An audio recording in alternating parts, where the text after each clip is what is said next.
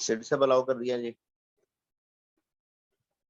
अगला टॉपिक आप लोगों के पास है आयनाइजेशन एंथैल्पी, और कई जगह पर इसे आयनाइजेशन पोटेंशियल के नाम से भी जाना जाता है, आयनाइजेशन एनर्जी भी लिख देते हैं।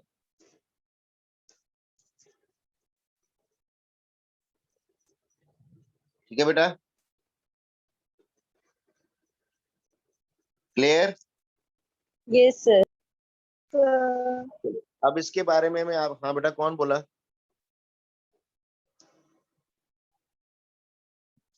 अच्छा सच में एक बात आप लोगों को बता दूं कि कुछ बच्चे कई बार क्या करते हैं कि वो क्लास में आ रहे होते हैं और बाद में क्या होता है कि जब सेकंड क्लास ज्वाइन होती है वो धीरे से गायब हो जाते हैं। मेरा कोई नुकसान नहीं है, अगर आप आकर गायब हो रहे हो तो you are people are cheating yourself. कई बार शाम वाली दोपहर वाले बैच में एक दो बच्चे ऐसे करते हैं, कई बार आ जाते हैं गायब हो जाते हैं। ठीक है, बाद में वो कहते हैं कि सर मेरा लिंक नहीं ज्वाइन हो रहा था, ये नहीं हो रहा था, वो नहीं हो रहा था। मेरा उसमें कुछ नहीं जाता बेटा, जो बिगड़े सो तेरा नाथ, मेरा क्या बिगड़े। मैं टॉपिक खत्म करवा देता हूँ, आप लोगों का नुकसान होता है उसमें। और दूसरी बात है कि मैं रोज डेली अटेंडेंस लेता हूँ आप लोगों की, अगर आप कहोगे तो मैं आप लोगों को सेंड करूंगा। और ये आप लोगों के पेरेंट्स को जिस दिन भी पेरेंट मीटिंग होगी उसमें बताया जाएगा कि आप लोगों की अटेंडेंस क्या रही। ठीक है भाइयों, तो इस बात का जरा गौर रखिएगा, फर्स्ट हाफ सेकंड हाफ दोनों की अटेंडेंस लगती है। तो ये है आप लोगों के पास वर्ड आयनाइजेशन पोटेंशियल और आयनाइजेशन एनर्जी। ठीक है बेटा, अब हम लोग पढ़ चुके हैं कि ये जो एटम है न्यूक्लियस है, न्यूक्लियस के बाद शेल्स हैं, जिस एनर्जी से ये इलेक्ट्रॉन यहाँ पर होल्ड करके बैठा हुआ है न्यूक्लियस, उसको हम लोगों ने बाइंडिंग एनर्जी बोला था या थ्रेशोल्ड एनर्जी बोला था, याद है? Yes sir.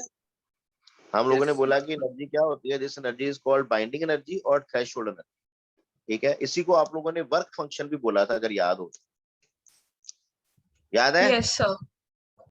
इनको तीन यस नाम से सर। मैंने बताया था कि वो एनर्जी जिससे एक न्यूक्लियस एक इलेक्ट्रॉन को होल्ड करके बैठा हुआ है, आप लोगों को तीन नामों से उसको बताया गया। दैट इज वेव, क्या बोला था बताओ? Work function. वर्क फंक्शन और थ्रेशोल्ड एनर्जी। और बाइंडिंग एनर्जी और थ्रेशोल्ड एनर्जी, है ना भाई?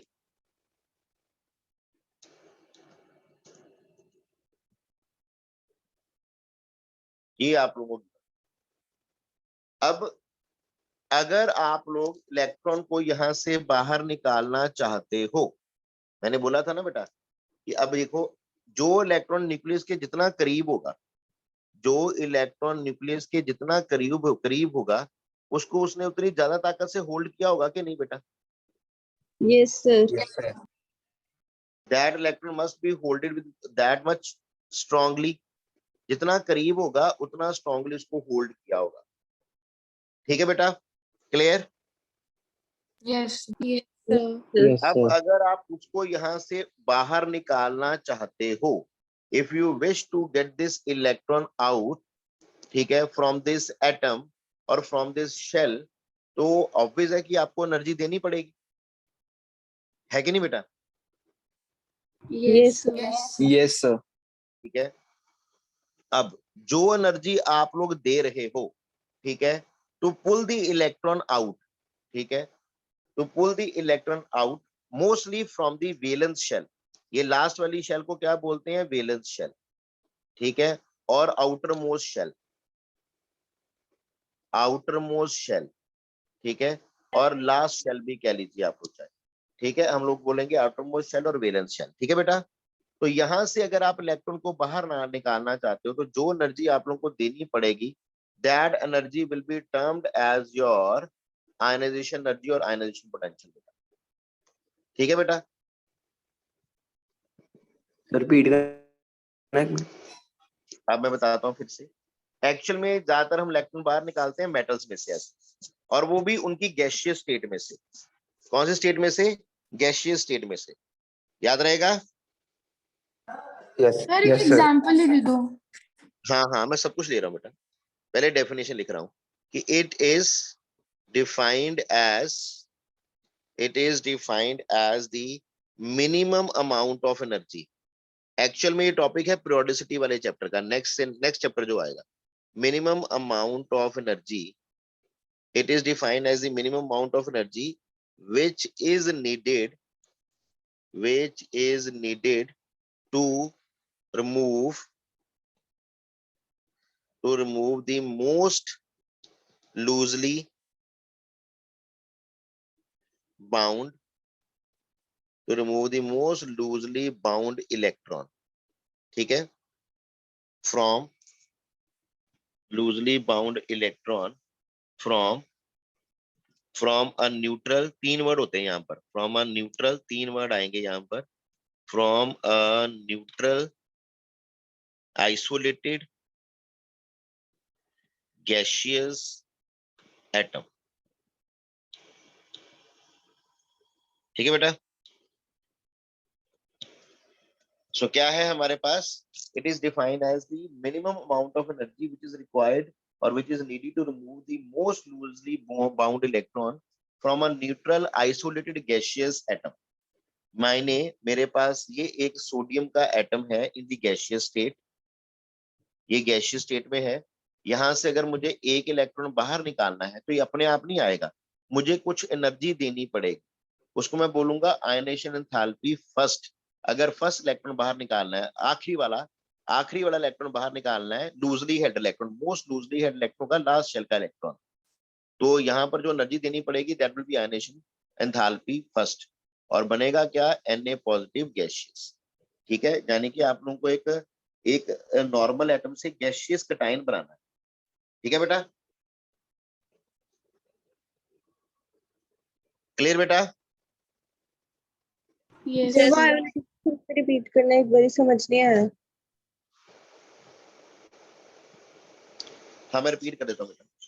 मैंने बोला कि डेफिनेशन क्या है कि ये वो कम से कम एनर्जी है, it is defined as the minimum amount of energy, ये वो कम से कम एनर्जी है जो कि आपको चाहिए, which is needed to remove the most loosely bound electron, जो कि आपको चाहिए जो सबसे कम ताकत से उसको इलेक्ट्रॉन को होल्ड करके रखा है उसको बाहर निकालने के लिए।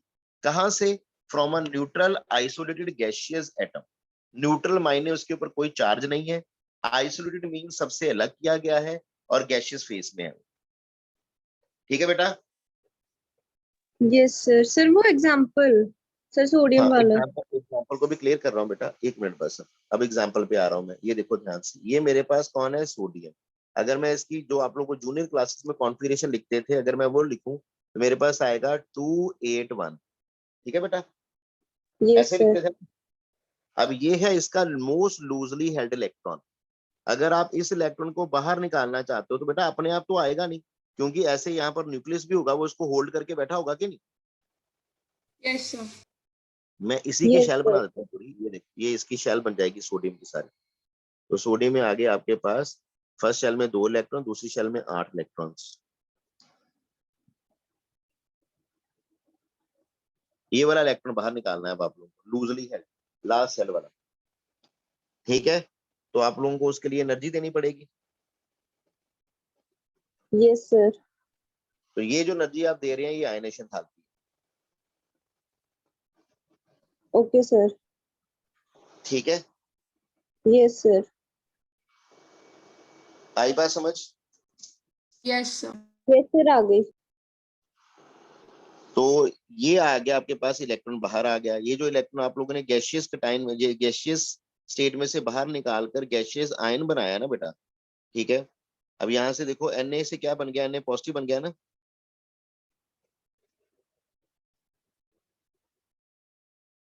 बोलो बेटा। Yes, sir. इसको बोलते हैं आप लोग आयनेशन पोटेंशियल और आयनेशन एनर्जी, और इसके यूनिट्स क्या होते हैं। अब एनर्जी है तो इसके यूनिट्स होते हैं किलो जूल्स पर मोल। यूनिट्स क्या सर होंगे, वो किलो इलेक्ट्रॉन जूल तो लूज पर मोल। किया है ना। क्या बेटा, सर इसने इलेक्ट्रॉन लूज किया तो Na नेगेटिव नहीं आएगा।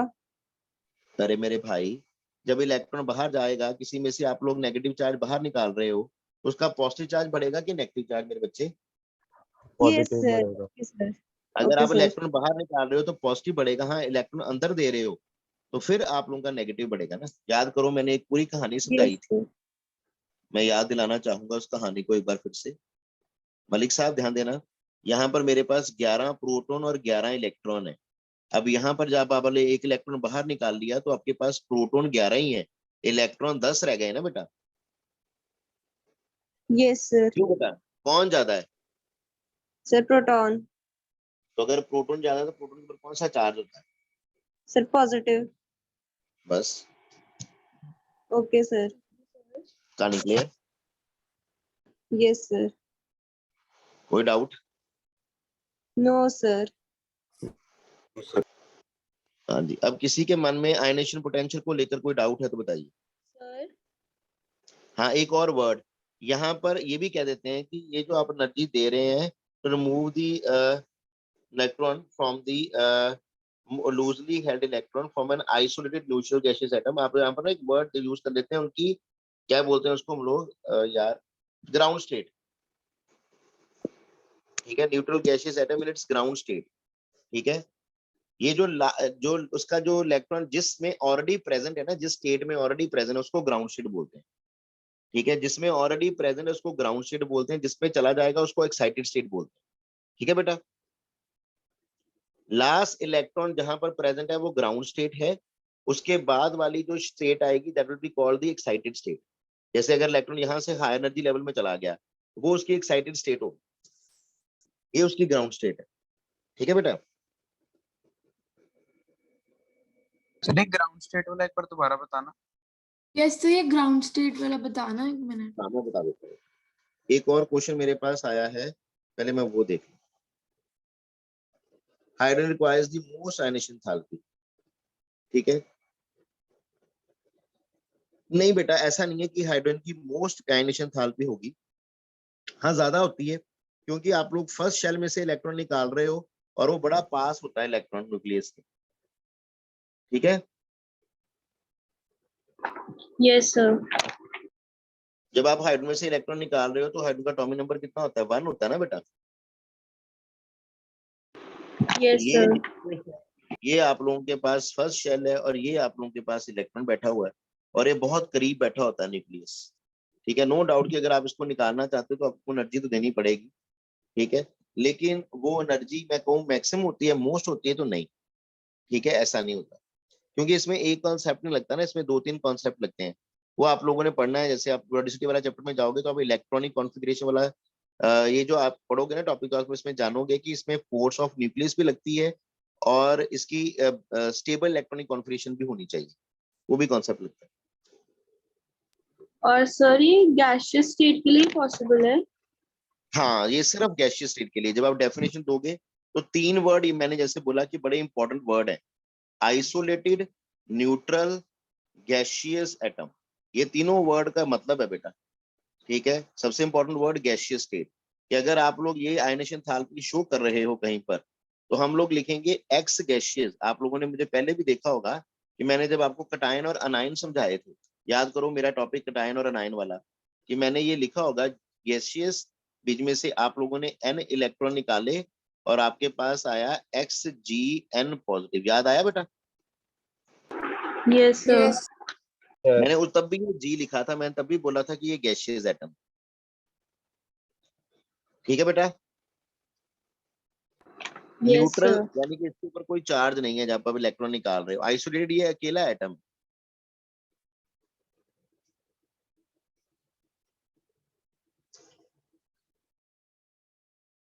ठीक है बेटा, अब एक क्वेश्चन और किसी ने दिया है, वो है स्तुति है शायद। Sir what will happen in the case of nitrogen? Nitrogen एक स्पेशल केस है बेटा। मैं अभी, आप उनकी बातें ना करो क्योंकि वो नेक्स्ट चैप्टर में आना है। बताने को बेटा मुझे 2 मिनट लगेंगे, मैं बता दूंगा, लेकिन फायदा नहीं होगा आपको कोई। 1s2 okay 2s2 sir.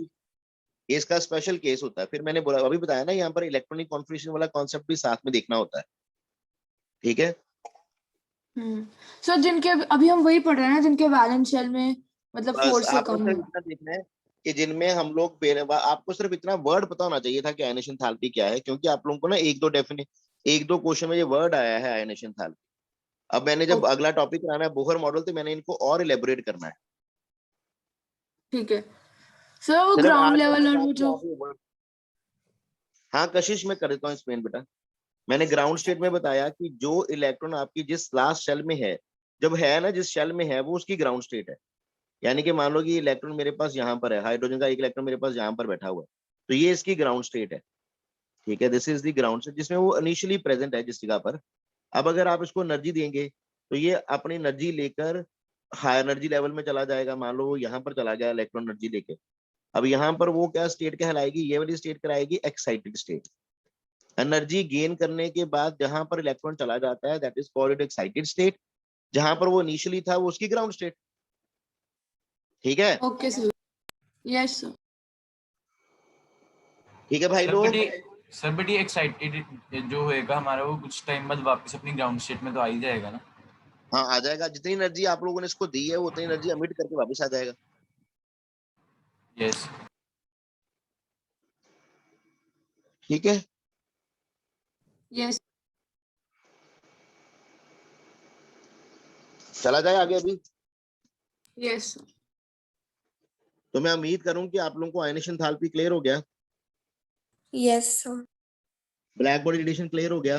वो थ्योरेटिकली ये सारा उसमें Yes. कुछ खास नहीं है, 3-4 बातें याद रखो। Yes, sir. अब बैठ के अपना Yes, टेस्ट sir. अच्छे से तैयार कर लीजिएगा, छोटी छोटी चीजों को अच्छे से पढ़िएगा, जो आपको टॉपिक कराए गए उनको सबको अच्छे से पढ़ो अपनी रेफरेंस बुक से। ठीक है, तो Yes, sir. शाम को 8:45 आप लोगों का टेस्ट होगा, शाम को मिलेंगे 8:30 8:30 लिंक आ जाएगा। जब लिंक आ जाएगा आप स्टार्ट, आपको टाइमिंग आ जाएगा कि इतने बजे लिंक खुलेगा। अब Okay, गलती sir. से भी इसको सबमिट करना मत कर देना टेस्ट को। और अगर कोई बच्चा अभी भी ग्रुप में ऐड नहीं है, उस वाले बैच में ऐड नहीं है, तो अभी ऐड करा लो, क्योंकि टेस्ट वाले टाइम पर मुझे बोलोगे ना कि ऐड करो, वो नहीं होना। जो बच्चा उस बैच में ऐड नहीं है, जिसको लास्ट बार लिंक नहीं आया था, वो अपने आप को अब ऐड करा लेना। बाद में मुझे मत कहना कि ऐड करो, तब नहीं होता ऐड कोई भी। ठीक है भाई, Yes, sir. Thank you very much, that will be all for the day. Thank you.